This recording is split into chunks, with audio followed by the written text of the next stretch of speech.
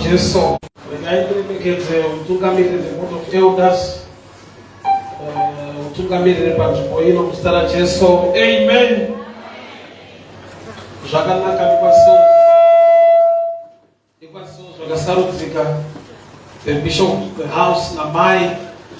So mufundisi Masamba namai muzita raJesu. Amen. Mwari ndi Mwari wakanaka. Regaite kutenda kereke nokuti gamuchira panzvimbo ino muzita raJesu. Chada ndiverenge shoko raMwari kubva kubhuku yaExodus.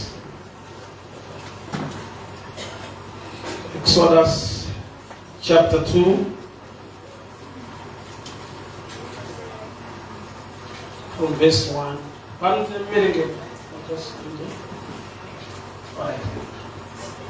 Okay. Exodus chapter 2 from verse 1 up to 10.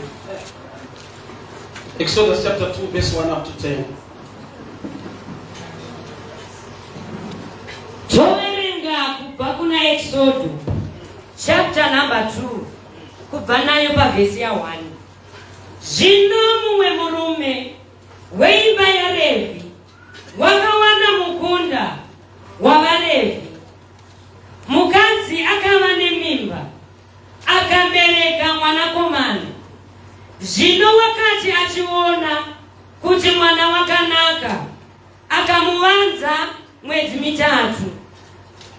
Wakati asichagoni kumuvanza akamutorera tswanda yenhokwe akainamira nebitumini nenamo akaisa mwana mukati mayo akaigadzika pakati petsanga pamhenderekedzo dzorwizi.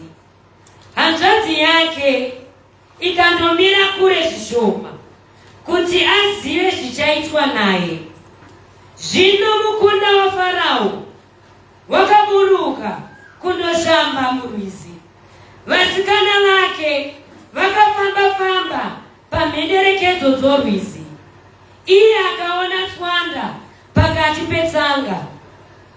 Ndokutuma musikana wake kundoitora. Akaizarura akaona mwana wechikomana. Wonei unochema. Akamudzwira ngoni akati, ndomumwe wavana wavaHebheru.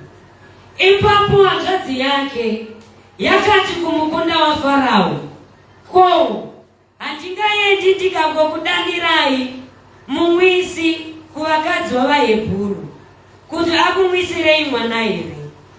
Mukunda waFarao akati kwaari, enda. Musikana akaenda akandodana amai vomwana. Mukunda waFarao akati kwaari, torai mwana uyu undimwisire iye ndigokupa mubayiro wako. Mukadzi akatora mwana akandomumwisa. Mwana akakura akandomuisa kumukunda waFarao akava mwanakomana wake. Akamutumidza zita rinonzi Mozisi. Akati, nokuti ndakamunyurura mumvuri. Mazvita etinamata mchero wakatendeka magarano kwehupenyu hwedu. Shoko renyu rinotitsimura kutidzidzisa uye nekutiponesa. Mbireni ikudzwe muzita raJesu. Amen. The last line raverengwa rataura richiti iro mwanasikana waFaro ndiye wakatumidza Mozisi zita nekuda kuti Mozisi zvinoreva kuti chandakatora kumvura. Aminokantanzwa pana azvidzwa izvozvo. Zvoreva kuti murume unonzi Mozisi dambudziko raakaita hombe haana kuwana zita kumba kwaakaberekwa. Akatumidzwa zita kumba kwaakanhongwa kwaaichengetwa. So according to the family of Moses, he was a nameless child. Dambudziko ramai vaMozisi wani ravakangoita chete nderekunyima mwana zita. Svika mwana akatumidzwa zita nevanhu vakamunhonga. Izvezvi patinotaura pamusoro paMozisi, ndaatokura ndichifunga kuti raitova zita rake harisi zita remumba, izita repanze. Rinoreva kuti chandakatora kumvura. So Mozisi dambudziko rake wakawana zita panze akarishayiwa mumba. Handichatsoka hangu iko kunangoti chingova eye opener kwauri kuzvizive kuti anonzi Mozisi uyu anga asina zita raakatopirwa nderekutumidzwa nevanhu vasina kumubereka vakamunhonga kumvura, nokuti zvinongoreva kuti chandakatora kumvura. Sengana ndikubata ipapa uchaona kuti naMozisi wacho chamutadzisa kupinda Kenani Mwari vasingarevi nhema. Mwari vataura naMozisi, ndoda kuti utungamirire vanhu vangu undovaratidza nzvimbo yechipikirwa. But Moses kuna Deuteronomy 32:33 unonzwa Mwari vakuti kuna Moses hauchapindi. Akaenda paMount Nebo ndokubva aratidzwa, ndokubva anzi hauchapindi nekuda kwezvakaitika pamvura dzeMeriba. Mwari vakati kuna Moses, taura nedombo vanhu vanwe mvura. Moses ndokubva arova dombo. Mwari vakati hauchapinda. So Moses zvichida kuti chandakatora kumvura chamutadzisa kupinda Kenani imvura, zvaakaita pamvura. Sei nhau yemvura yamutadzisa kupinda? Nekuda kwokuti zita rine chekuita nemvura harisi remumba, nderepanze. Saka zita raakatumidzwa rakamutorera chaakadanirwa. Zita rekuti Mozisi nderekuti chandakatora kumvura, gamba pamvura pacho ndopakatora destiny yekupinda Kenani ari paMeriba.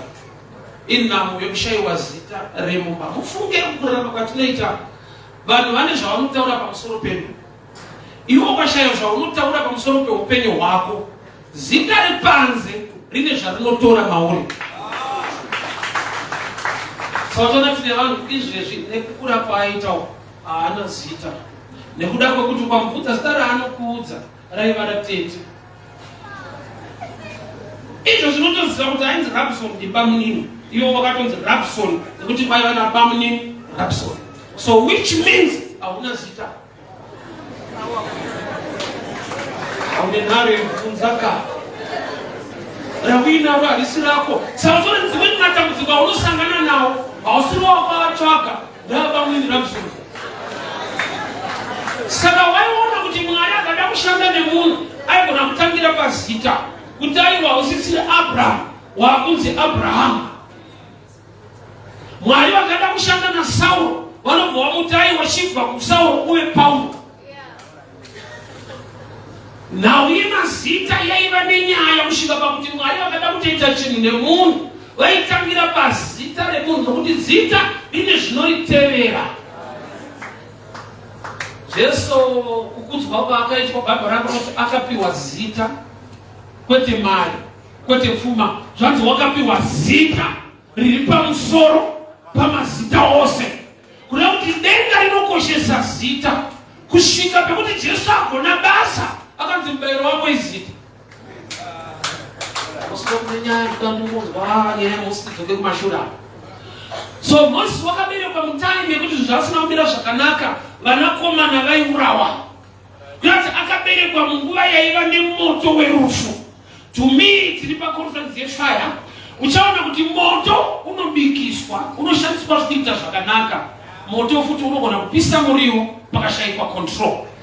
The same fire moto watinovesa kuti tibike, ukapota usingatarise poto yako unoshayiwa muriwo nekuda kwemoto, unotsva. So une both sides, unokubenefita kana uchigona kucontrola. Ukaenda out of control, it becomes disaster. So chandaona ndechekuti ropafato munhu wese anoida. But if you don't know how to control the blessing or how to behave when blessed, blessing inogona kupedzisira radambudziko. Breakthrough inotsika inoita breakdown.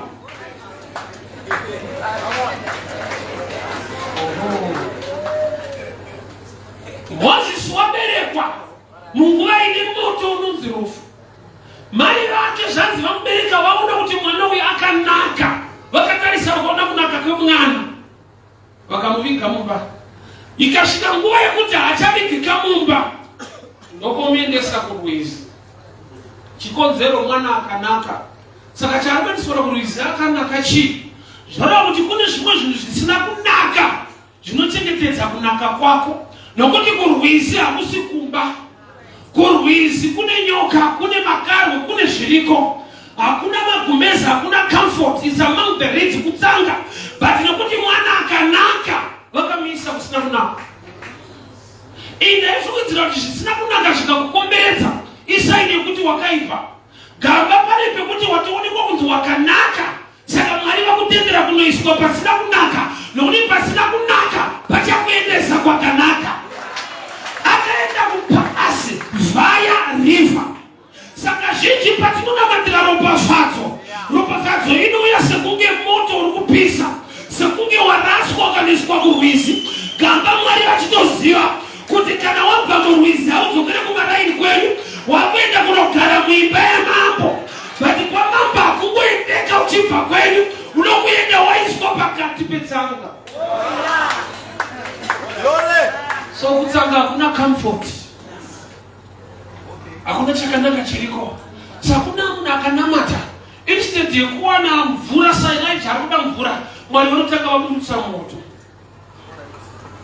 Kuti uchinyazoziva kuti Mwari vari kusaidi kwako, aiona kuti zvawanamatira zvinenge zvisizvo zvauya kwauya zvausingade zvacho.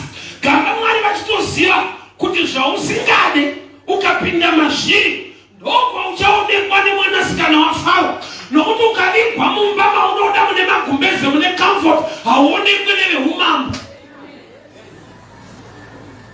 So tine munhu ari kuchema kuti moto wacho situation yacho maombera yakaita. Gamba uri murodi yekuenda kuzvinhu zvako. Generation yedu inofanira kungwarira chinhu chinonzi kudiwa than kumengwa. Satani akagraduata, wese waanoda kukuvadza hauye nepicture yekukuvadza, anouya nerudo. Chakutotyisa mazuva nokuti I love you. Nokuti ukaona BP nemadzimai muno, ndiye munhu akamuroora akamuti I love you. Haisi BP yepanze ndeyemumbai yakauya nadhedhi.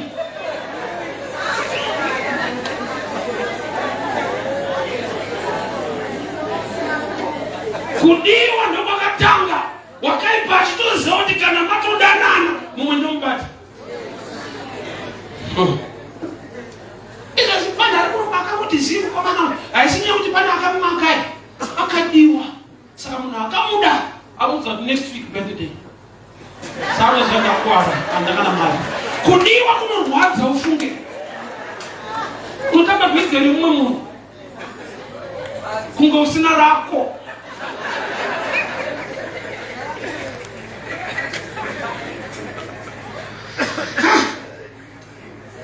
Moses waberekwa munguva isina kumira zvakanaka, but Mwari vari chikonzero neupenyu hwake. Vari program iripo, akaramba ari mumba mune comfort makanaka panofanirwa kuenda aenda. Vanasikana vaFaro havakuone mumba kwenyu. Izvo vamwe vakararama sevaranda muEgypt. Moses akararama asiri muranda. Moses airarama lifestyle yekupalace, but aberekwa nevanhu vari muslavery, but he was never a slave in his life. But akakonzera kuti asave muranda, haana kugara maconditions akagara vamwe vakavaranda, vamwe vaiberekerwa mudzimba dzavo, iye achingoberekwa akamiswa kurwizi. Zvanzi mai vakaona kuti mwana uyu akanaka, ndokuvanomisa kusina kunaka. Saka pane nguva yokuti dai Mwari vandiitira zvakanaka, pozvina hazvina kumira zvakanaka. Gamba mamirira zvakaitaya pane kuri kuenda. Kune zvakanaka zvinokuona uri kutsanga kwete kumba. Kune zvakanaka zvinokuona mukuvengwa kwete mukudiwa. Sometimes ruvengo ruripo unenge moto wakaveswa, but moto uyu une blessing yako. So munoona kuti Moses calling yake yakakonfirmwa pagwenzi. Akaona pagwenzi pachifuta. Ndakatanga nyora chirumbipa pakachiti potsei. Why? Because chirumbi chinoti burning bush. Ukawanzwa nyaya yacho, the bush was not burning. Pagwenzi paifuta moto kwete kuti gwenzi raifuta. Inotamira kukudzika na gwenzi richifuta. Chakamushamisa kuona gwenzi racho risiri kupera ipo paine moto. Saka hazviite kunzi panzi burning bush, because the bush was not burning. Ukapfuura hapo ukaona marara achichaunganisha muziki. But ukaona pachibvira moto marara asiri kutsva, don't miracle. So at section ya Moses, there was a fire on the bush, and the bush was not being consumed. Chiri chiprofita cha Jehovah kuti waona zviri kuitika munyika yaIsraeri, ndakakuitira iwewe kuti muri muIjipita mamakarengwa mune moto wakakutenderedza iwe slavery, but you are still surviving. So baba vedu tinoziva Mwari akabudisa vanhu muEgypt, tinokanganwa Mwari akachengeta vanhu muEgypt. Miracle yatinoziva, deliverance yatinoziva ndeyekuti vakabudiswa Ijipita. Tinokanganwa kuti vasati vabuda kune nyasha dzakavachengeta. Ukaerenga zvakanaka unzwa Faro chotaura nevamwe vake kuti vana veIsraeri vawanda ende tiri kuronga kuvauraya but vari kungosurvivha. Kusvika varandanya mukuta vakanoudza Faro kuti basa ravatituma rekuuraya vanakomana, dambudziko nderekuti vakadzi vechiHebheru vakasiyana netype yamakajaira. Pamunotituma kundovaurayira tinosvika vabereka kare. Kuda kuti kune matestimony ekuIjipiti atinokanganwa kana tangofunga zveKenani. Dai Mwari anorangarira gore rino ndawana motikari yangu nepfungwa yakanaka, but unokanganwa kuti wakarangarira kuti gore racho wapedza. Zvinoda kutokuuraya zviriko. Unoti wapedza gore itestimony. Kuzoti mugore ndakaitei yapepa 2. Kune vasina kuripedza. So tinokanganwa Mwari wokuIjipita. Tokufunga kuti dai atiburitsa muIjipita, gamba zvinotiuraya zviriko, but takaberekwa tikararama. Saka Mwari paanoratidza Mozisi gwenzi rine moto, vari kuti gwenzi iri ndiwe, nokuti kune moto waida kutora upenyu hwako, but wakararama zvakadaro. So nyaya yemoto yaconfirmation itestimony yarupiwa naMwari kuona zvakaita newe. Faro wacho anouraya ndoko waigara, asikade kuti murarame ndoko waigara. Wanga wakakomberedzwa nemoto but wakararama. Yekuzobuda Egypt imwe nyaya, but yekuti moto wanga uripo but wakasurviva. Ndinofarira mugara akaenda mwana wake Mark chapter 9, akaenda mwana wake kuna Jesu. So vadzidzi venyu vakamutadza kuna vanhu varipoti kumakisa mafundisi. Akasouya feya mugara akati she mune bhoizi ramutuma kubasa apa zvakakonekwa. Uyu ndakauya naye vakamutadza. Zvinoti zvikamubata, zvoti mumoto, zvikamubata, zvoti mumvura. Ripoti yake wainzwa hanzi vadzidzi venyu vakaenda sei vakamutadza. Chinhu chaanotadza kuona manje, moto wacho futi wakamutadza mukomana. Nokuti moto pawaindomupisa waida kutotasha. Paaikandirwa mumvura aifanirwa kunyura kuti afe. But anoona kukundikana kumabhishopu chete. Vadzidzi venyu vakamutadza, ko moto wacho uri kumutadza wani. So instead yakutombopa testimony kuti pavakatuma vadzidzi venyu, nyangwe murume uyu asina kuwana breakthrough yataitarisira, but moto wacho wakamutadza.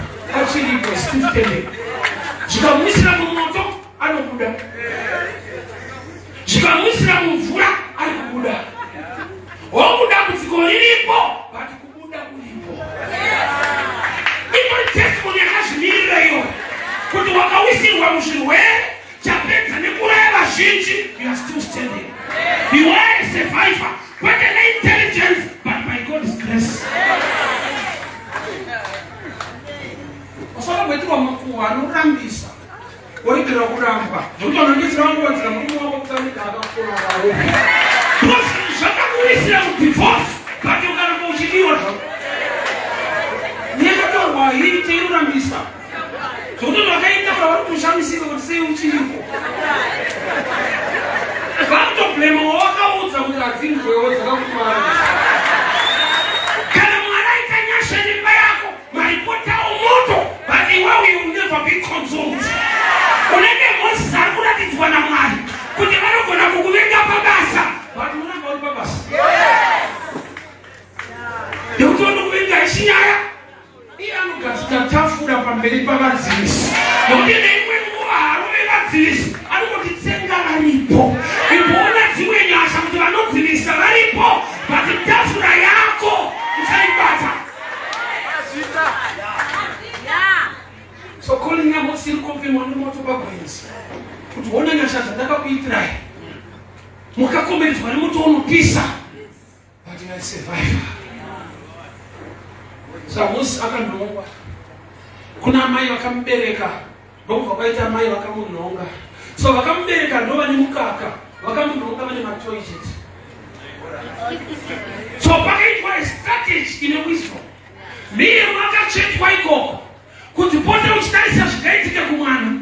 Miye munobva negotiate yekuti ndio zvikanzi kuti manhonga mwana handina problem nayo, vanozva kuti mukaka munatoita sei pamukaka, totsvaga anoyamwisa mwana. So chandinofarira Moses akamwa mukaka chaiwo wamai chaiwo.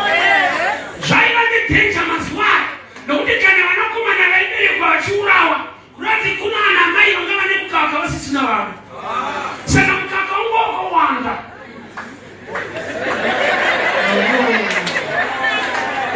Bururi iri kuparidzwa kwevhangeri, vhangeri razowanda manje, vari kuzoziva mukaka chaiwo. Unotoda kuya muchena anomira newe kumuudza kuti iri ndovhangeri, nokuti vhangeri razowanda mukore uno. Kunoparidzwa Jesu, kunoparidzwa vanhu vachitukwa vachinyongwa machechi waya. Ufunge kwakutopindwa service yekuti bhaibheri rinovhurwa roiswa kuti ningakaipa ningitsotsi ningazi right service yatopera. Po vatonzi service yapera. Fundisi vadi vanga vachitukwa mumwe prophet. Nasi vabata prophet ningi, nasi vabata pastor ningi. Aide vakapedzera. Yatochechiyo. Varere kuwanda kwemukaka. Why? Because anamai vane mukaka vawanda. Bosi vari kuurairwa vana. So miri vanomira samwe muchena. Wakuti zvokwadi yaMwari inofanirwa kupupurirwa namwe muchena ari mauri. Haana kutendera Mozisi kunwa chero mukaka. Kati munodaira mukutsvagirei. Zvikanzi mhanya ndokubva anotora mai vake ndovakuyamwisa Mozisi. Ende ufunge mai vaMozisi, it was during the time of slavery. Vadiwo vakatanga kupiwa salary. Wapanzwa zvanzi vaitambiriswa mari yekubereka mistake. Nokuti kubereka mwana mukomana yaiva mistake. Saka vaihora mari yemistake. Kana nyasha dziri pauri even error ine blessing. Faith ikabata paupenyu hwako, even mistake yako, it becomes a style. Robert Harrison, very popular man, pastor of South Africa, politician. Akabuda kuchera right Mandela. Saini kupfeka masheti asikataki. Akunzi Mandela shirts, masheti acho. Alizotanga nebhande, rakatanga nebhande. Bhande kuda kungotiwo pane nyasha dzadziri pale. It became a style. It's a mistake, it's style. Moses, mai vake ndo vakatanga kuwana deliverance yekutanga. Vakabuda muslavery, but vachiri muEgypt. Tine vanhu vekuti havana need yekuenda kuCanaan, nekuti already they experience a blessing even in Egypt. Vane vanandiro mawiki apfuura komeredza sireti vazhinji vakaendeko kwavadzoke. Sasa matodzoka ndikendidzoke kuUK andidzoke vatomboenda zvako. Ndakanamata type yaMwari akandiudza kuti kuenda kuUK kuenda kumiri, kubva kuUK uchiya kuno kuya kumiri. Nditori overseas business. So he's the same who can bless me there and here. Kenani yangu ndakuiziva kuva mupresence yake. Blessing yangu haikontrolwe nenyika, inokontrolwa nenyasha dzaMwari. Chimwe zvaunotendera ndizvo zvine nyaya. Saka Mozisi paakati naMwari ndoda kuti uende nevanhu, akati chinhu wani chandinokumbira, mukasafamba nesu tinofambirei, mukasaenda nesu Kenani yacho inorevei. Baba chandada kukumbira is presence. Kenani isina Mwari aite. Zvinhu zvakanaka ukashayiwa Mwari mazviri zvinokuvadza. Indaiti vanhu munodhivhosenya kuti zvinhu zvinenge zvaoma, pamwe zvinhu zvafamba zvakanaka. Mwari yati wandei chinja property zvese nemunhu. Breakthrough kune vamwe breakdown. Namo yainayo ndeyekuti zvinhu zvavo zvaaright.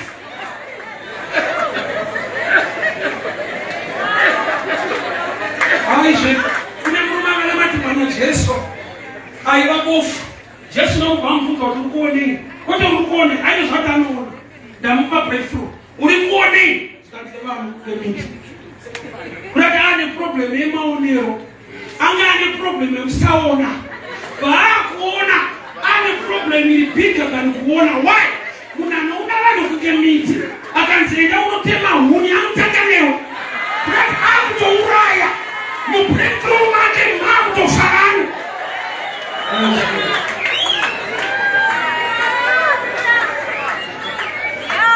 Izvezvi hauzvizivi kuti unodada nokuti zvekudadisa wasati yaita sei zvapo. Iwewe zvikamufamba musha kuita mudumbuisi kuita mudumbu newe.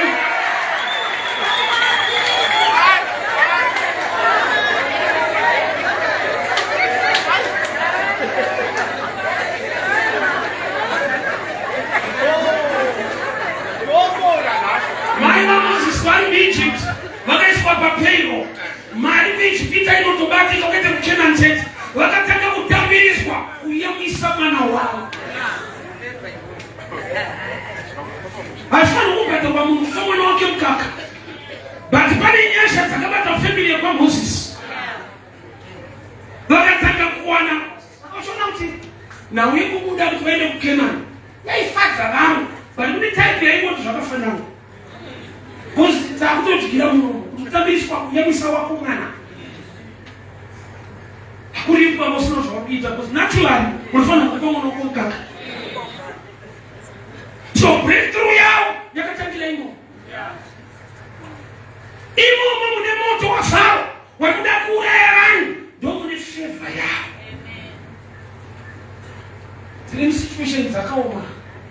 Economy yacho moto mamiriro ezvinhu ichakamira mushi. But ufunge kudenga kuna Mwari. Unopupura unakapa Mwari mumamiriro akadaya.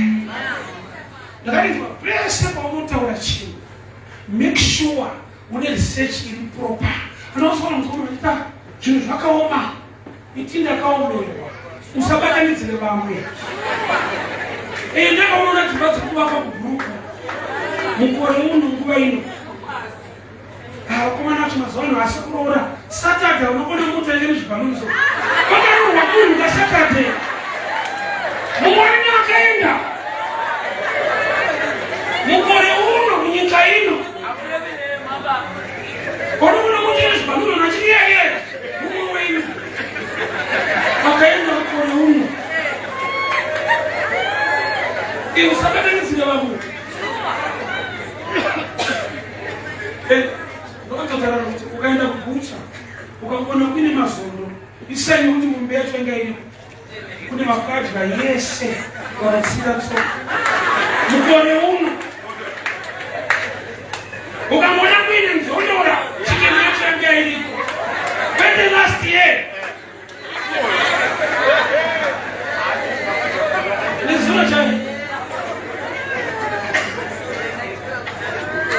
paunotenga mabhonzo kubucha anongoya ari mabhonzo ekatoya iri mombe ndokubvazosira mabhonzo mukore uno.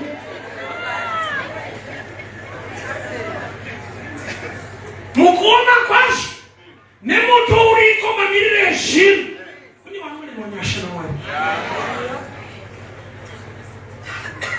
So musi vanogara kumba kwakataurwa kwacho kuti mwanakomana wese ngaafe ngavaurawe ende vese mafiro akaita zvanzi vainokandwa kuNile River.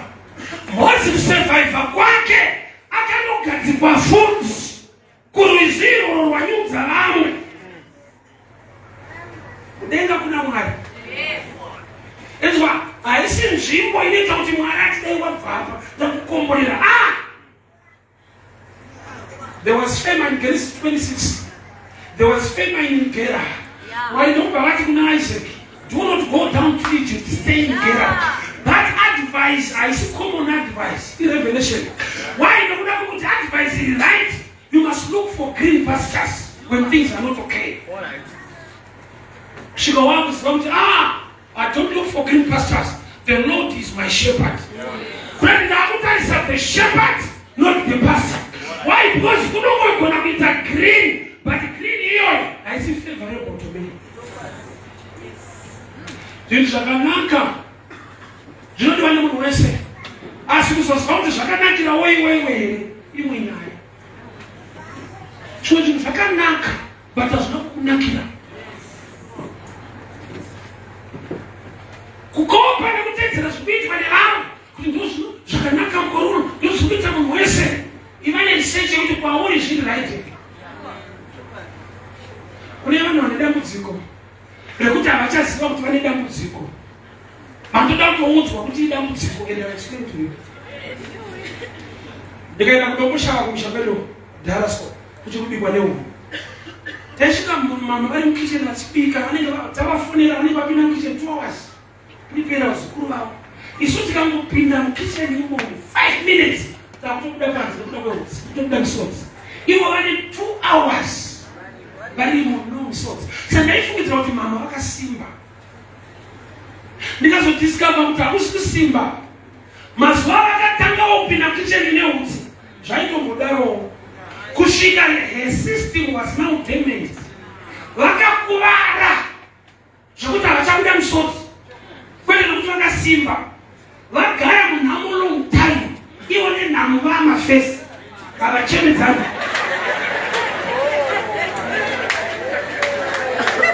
Ivo kune situation yekuti ukaipinda unobatikana mwana kuzozvino upenyu hwacho. Ikuna kuti kuzoti haisina problem. Unozvati nhamo chayo nhamo inokontrola taste yechikafu. Pane chimwe chikafu chinonaka kana usina mari. Zvokuti vazoita mari kuzoti hachirabasa. Nhamo inenge inobata somukamo. I remember tiri kuchikoro isusu pabreak time taitenga half bread, half loaf, no drink, chainaka. But ufunge pachichanaka takuzwa zvikuiswa imomo.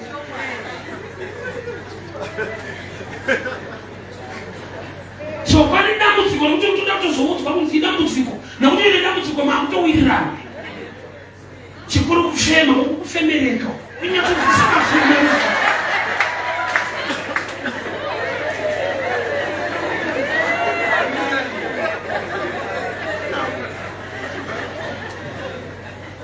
Faro anedetsi arikuita kuvanhu.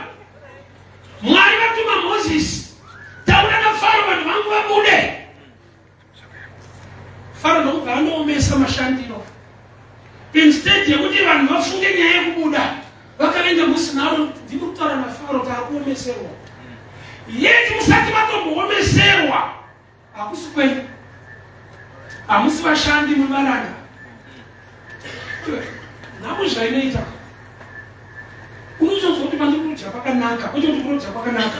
Unozwa kuti pandiri kudya pakanaka, unozokana kuti kudya pakaipa nekudya pakanaka.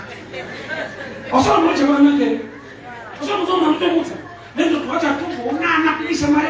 Ndokutorotya kwacho ka wega maonana hamuna hapasi pako. Vanosvika panonzwa kuti peda pandirafa.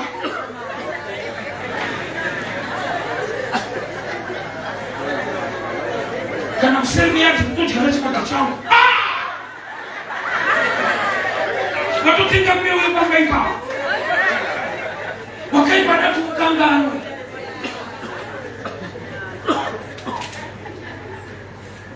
Ine kune mandaigara kwadzana so inotara chiMalawi, I grew up amai. Saka papa mandaigara muracho ndokuMalawi, saka inobudana palanguage. Saka ndinoti ndiwo mwana wapano, kuda kuti mwana wepano. Chaindinetsa nyamba tiri ndiwo mwana wapano mwedzi ukapera. Ndaibvisa. Mwana wapano anobvisa futi.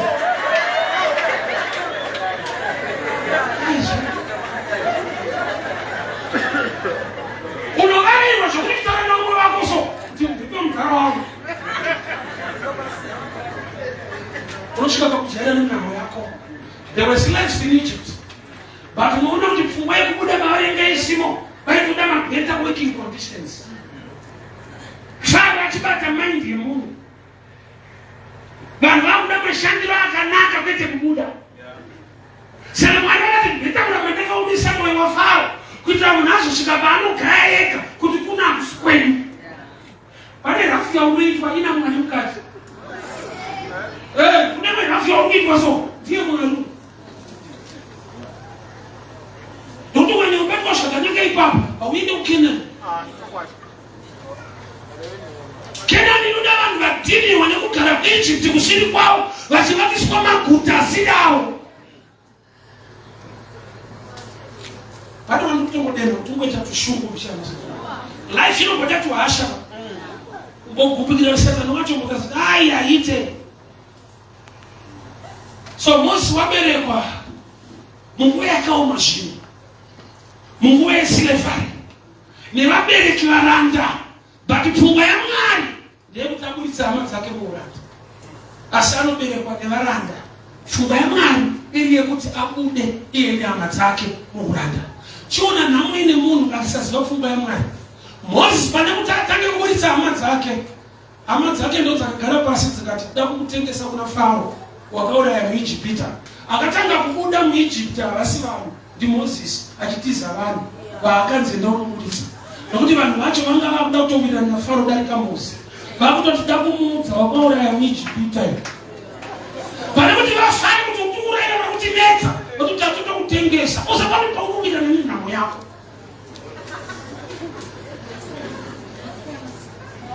Pane paunozonzwa kuti nenhamo yangu uya kutondikanganisira. Moses ndozvaiti challenge kuti Mwari Moses mudiki kunaro. But Mwari vakadana Moses kuzotera Aaron. Order kuberekwa kwakatanga Aaron, Mwari vakanyarara. Paberekwa Moses, Mwari vakutaura naMoses kuti vanhu vakubuda. Sei masiya mukoma uchaona kuti shungu dzina Moses ndodzi kuchallenge Mwari kuti vachiri muEgypt ndiye akatanga kuuraya vaIjipita. Mwari vakanyatsoonetsana vanoshandika navo nokuti vane hasha dzinenge dzavo. Havadi hama dzavo kubatirirwa. Itawo moyo nenyama dzako. Imwe ropafadzo neimwe shevha yaMwari inouya maringe moyo wauinawo nehama dzekwako.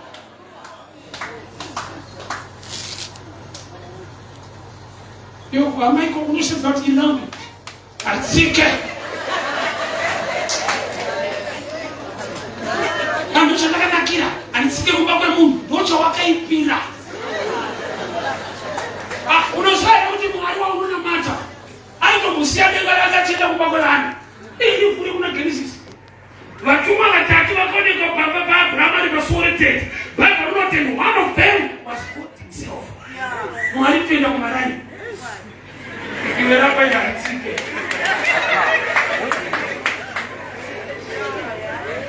Unoziva kuti Mwari zviri kunhama aenda. Averenga usati mufana kuita Bhaibheri zvinoite zvinowani. Moses paakafa anokuibva nevanhu. God came down, Deuteronomy 33, and he buried Moses. God came down. Mwari vakauya kunhamo kwete kuzochema chete, kuzotochera nekuiga munhu Mwari. Imagine vatumwa vachibvunzana kudenga. Tikomudhara ndakaenda kunhamo. Can you imagine? Kana bhuwa wafa uri pasi. Akutoiga munhu anotokana Moses. And I would not God came down and buried Moses. That's why till today, hakuna anoziva kuona Moses. Na Satani wacho sakochinzwa.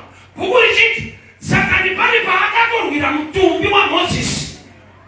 Ukono wana anoitinga kuti tunha chako itireti kuna devil chitunha. Satani akasvika pakuti vapenyu havana basa kuda munhu akafapo. Why goes kuna Satani chiri mystery? How can God leave heavens, came down, and bury a mortal man? Asi munhu ari kuti naye. Kuti nhamo yake yamirira vanhu nouya Mwari wacho. So the devil akadetsera kuti bhodhi rake ndorida. Hausiko kune nyaya. But moto wakatenderedza vanhu muEgypt. Hauna kuvapedza. Hauna kuvapedza. Vane fivha yaJehovha yakaparara. Pharaoh akarunga zvese against the people of Israel. Bible ranoti the more vaioppresswa, the more vavaitowanda. Saka usaenderera nemamiriro ezvinhu. Fokasa nemamiriro wakaita mune Mwari wako muridzi wezvinhu. Ndikazodi onekwa zvaenda ndakati chimwe chinotokudetsera newspaper nekuda kwekuti haugone kuverenga. Iwo kuverenga newspaper wakutanga waverenga headline ndokutadza kwacho ndikanokudzidzisa unotanga waverenga date nezvemusi iwoyo. Saka vachitoisa date mangwana zvikachinja umbova blema ndozvavakataura musi wacho. 2008 anyongoripo, 2007 sisongoripo. Pai varume vaibhecha mumwe wacho ainzi Mugabe, mumwe achimutsvangirai azviti atichadetesa tumirana ndiri kumuona.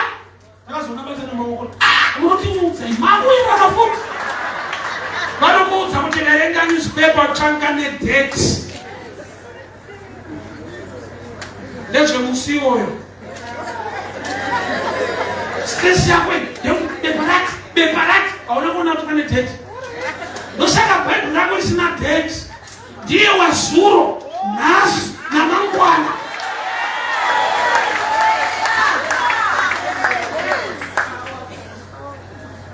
Zvevanhu ndezvevanhu fokasa nezvaMwari. Kutaura kuwana isinya saka kuti Moses nhamo yake ndeupi wazidani vasina mai vake. Zita information, zita destiny. 1989 paneta grade 7 tainyora hands content. Panga pane question yokunzi name 3 countries musadhaki dzine diamond. Waiti ukanyora Zimbabwe pamazuva edu waichekerwa. Atoona ndakatofairiswa nevanhu mahara. Ndakaisa Zimbabwe ndikatoenda mutii ndafana kutopinda musiki noumwe ticha anga asingaziviwo futi. But ndiyanga atenderwa kunzi uri dofo riri nani makira rimwe rako. So life ukateerera zvinotaura vanhu rimwewo dofo anoziva upenyu hwako ndiJehovha. Pfungwa yevanhu haishande yaJehovha ndoine nyaya. Munhu akatokuziva waberekwa. Mwari unoti kuna Jeremia ndakakuziva usati wamudumbura mai vako. Ndikatokuita muprofita kwete church. Ndakatokuita muprofita before birth. Sa information hiyo hauna. Unenge vanhu vakakuona watoberekwa. Ende vanhu vane mistake, always not a mistake, but vane nharo. Vanhu vane mumesari munomana birth certificate. Unozara kuti makore ari pa birth certificate asiyo. Pawakaberekwa ndoko vakatanga kuti 1. But pawaiva muduku vakatomboverenga kusvika pa 9. Iyo unotanga nemunhu. Une 9 months pamusoro. Vakatambudzisa. Kutamba maoko pavaenda musikero vaitoudzwa mamanzi ekuti kune shasha irimo yane 8 months, shasha irimo yane 9. Payakambobuda kamzero.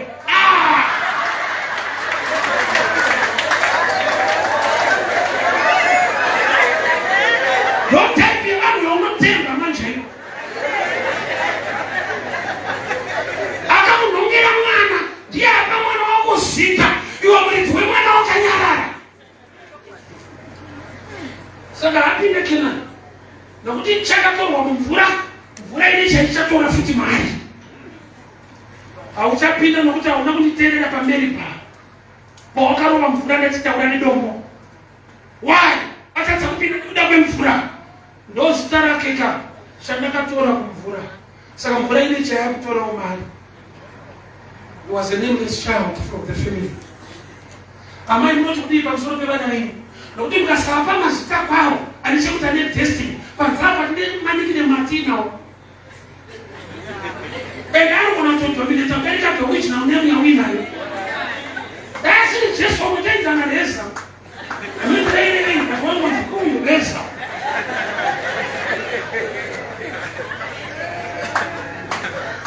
I won't be it.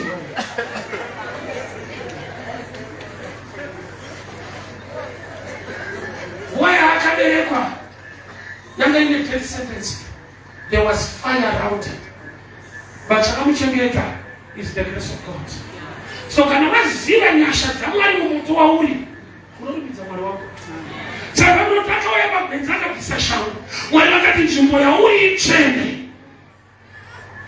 Utsvene hwaMwari unotanga kuhuona nezvakakukomberedza izvi. You are still surviving.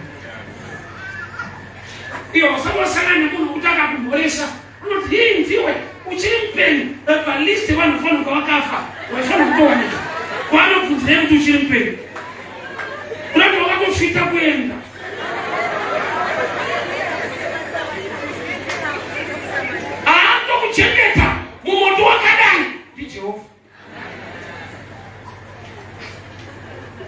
may the fire protect you. Moto wa Jehova ngauchengeteze. Shadraka, Meshaki, Abednego pavakakandwa mumoto ndopakaonekwa mumwe murume asina kukandwa anga akaramira kuti vasangane nefevha.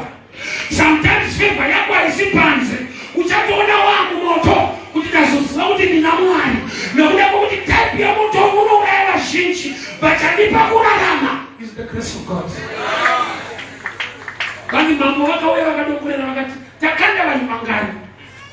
Pane wandakuona wechi4 kuti wechi4 haonekwe panze. Kuno umwe moto uchangoudza vanhu kuti type ya Jehovah. Daniel akakandwa mugomba reshumba. For the first time, mambo akauya mugomba reshumba achishedzera kuti Daniel, asisi maoko akutsvaga munhu mushumba. Bosi kana munhu akandwa mushumba hautarisire kumutsvaga futi. Vanonga mambo naDaniel vaitozivana. Ndakagemuka kuchinjana ndisai mugorisa kupinde vanhu. Shumba ndodzakava mawitness chaiwo. Kuti mambo kana makuritsa munhu right mukati mava wrong chakuratidzai.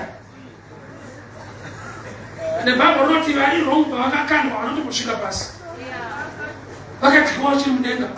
Kurati yekutolenda mushumba imiracle number 1. Nokuti hamulende ngezvekudaro. Mukapinda mitimu ichakuudza kuti unosvika pasadza tonyashi. Kune moto uriko, kune nyasha dziriko. Nyasha ngadzikuchengete moto wakadai. Moto wamadivorce kana ukabvira yako imba ngaichengetwe nenyasha dzaMwari. Moto wedivorce nyange ukaita mukurumbira, moto wemasmall house but yako imba ngaichengetwe nenyasha.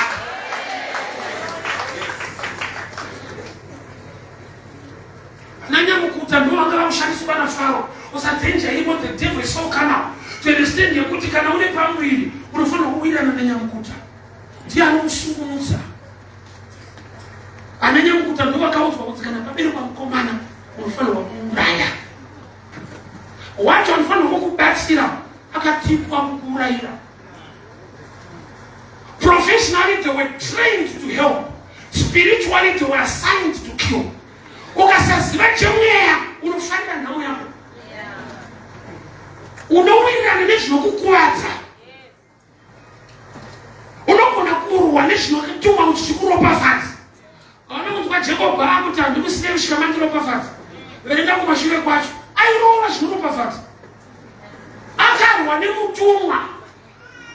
Kwakuedza ndopakati handikusiye saka wachindiroverei. Kana ndichikomborera fight yange imberi. Baba noti nokuti waiva usiku. Zuva rakubuda ndopakazonyatswa. Mwari ngaakupe the light of revelation. Uregere kurwa nezvakatumwa naMwari uzokuropafadza. Handikusiye kusvika mandiropafadza. Usiku hwese tiri mufight. Kusaziva kunoita kuti urwe neropafadzo yako. Paunoropafadzwa ndopaunonzwa kunge ndiri kutokuvadzwa. Paunokuvadzwa unonzwa kunge zviri right. Pasora munhu achida kuenda kuchechi so. Chechi inokuita kurombo. Asi wakauya uri mhene. Vanototi urwadziwe kuti uri murombo usati watombouya kana urwadziwe kare. Kuti kana tazoenda kuchechi manje vada kutitorera mari unayo. Iwe uri kulife yako ilife munhu akatotorerwa. But unowira nasatani wako zvokuita ubhuikane. Unobhuikana kana Mwari afunga kukubatsira kuti taakutorerwa. Usati watorerwa iripo. Ino usingarwadziwi nekushaikwa kwayo. Kuchechi so uri kupfumisa mufundisi. Ko ivo zvipfumisa imbomira kumupaka. Ko ivo unozvimangirei. Inda kuzviregerera kudaro so. Unotopfumisa vanhu iwewe. Kwekuzvitanga.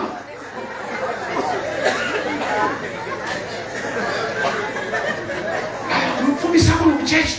Ko ivo unozviregererei. Una stage yao imozvipfumisa. Tione shuva kuti une simba racho rekupfumisa vanhu.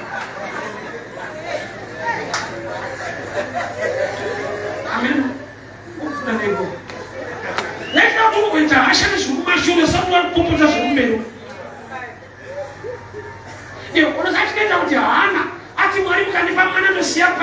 kunga akanga kuti nama iri kumba competition yese mu church na pengine akaendesana kumaraini but hana kuti Mwari mukandipa mwana handisina basa competition ndikutomusira pano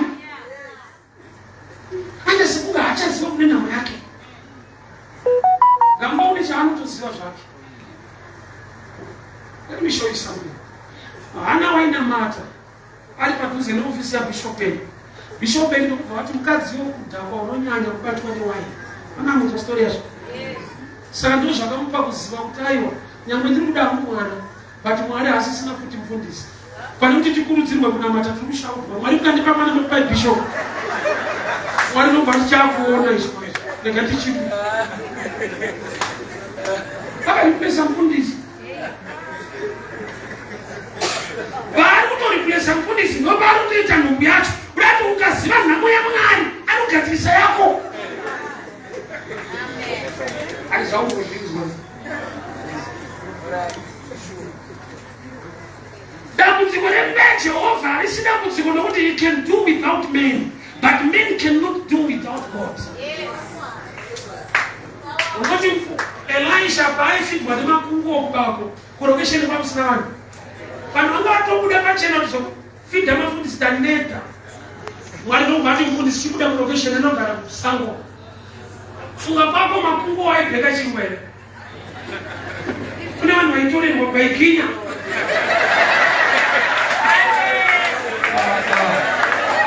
Iyo makungu anobika nyama.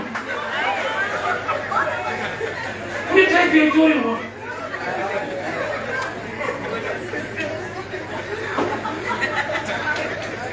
Ukaramba giving unokuitwa giver by force. Kana hakuna munhu akaomera, une area dzawakaomera kumwe kwacho unopa. Enda hupecheti unototora yesi. Ukaenda kunyama kuchemisheni, unomuomera. Asi umenya. Yaende kuti munguva yakaberekwa Moses yanga isina kunaka, but haina matambo nenyasha. So no matter the fire, no matter the situation munyika, Mwari ngaakupe protection yefe.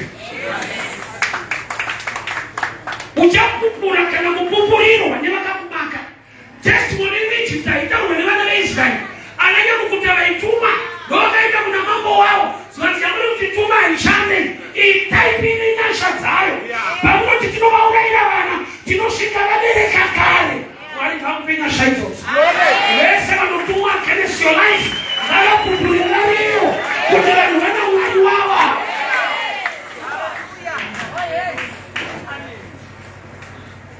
Wakaipanga ashamisike kuti tambozama but type iri kuwanda. Tada kutambudza Israeri, toda kuvaerera vakomana but kune vakomana vanoberekwa. Toda tinamati. Can stand up. My prayer and your prayer. Ndekuti Mwari moto uchiveswa nemhando ndipe nyasha. Nyika yamakudai economy ichipisa, mabasa achinetsa pasina favor ingamuke. Nyasha ndo dzatiri kuchemera. Segwenzi raita sekunge rinopfuta asi pakazoonekwa kuti moto waipfuta gwenzi harina kupera. Iwe nyasha ngadzikuchengete. Ngaupfute moto but pauri ngapawane protection.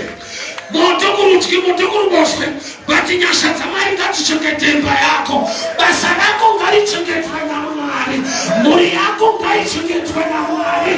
Vana vachiita zvemadrugs kwete vako ngavajengeswe kudhakwa naJehovha. Kuda kubereka muchemera vake vana. Why? Nokuti zvakomberedza vana vedu kana ukavachengetedza kumba vanozvanya kuchikoro. Satanism yakabva kurokesheni ikaenda kuchikoro. Mwana anodzoka sade Mwari ainitiatwa. Ndakuda bereka anoti mwana wangu kuchikoro ikoko akakomberedzwa nesatanism. Jesu chengetai jaya rangu. Jesu chengetai mwanasikana wangu. Let us begin to pray. Father, we thank you for your word. We pray for protection in this fire. Nemotorupisa kuti mabasa hakuna michato iri kuparara. Ndakumira sekwenzi riri pagomo reSinai nekuti Mose wakatarisa na iye akashamisika kuti nyambe moto uripo wenzari pere zvorewa kuti Jehovha kana muinesu hakuna moto unotipedza, moto hakuna unotipedza. Nyasha dzinotichengeta, wanano dzinochengetwa nenyasha, mabasa anochengetwa nenyasha. Zvandinoshuvira Baba ngazvisadzidziswe. Yeta Baba ndiataka mante paradiasa ibashateke malika tabaraso yeketele boshiande ribasade mantabarande ibabasuketa yekete wanakumari wanakutohofa abasine kutisira ninotaura michato mujaya wakumari baswe kutabashateke niketa kolase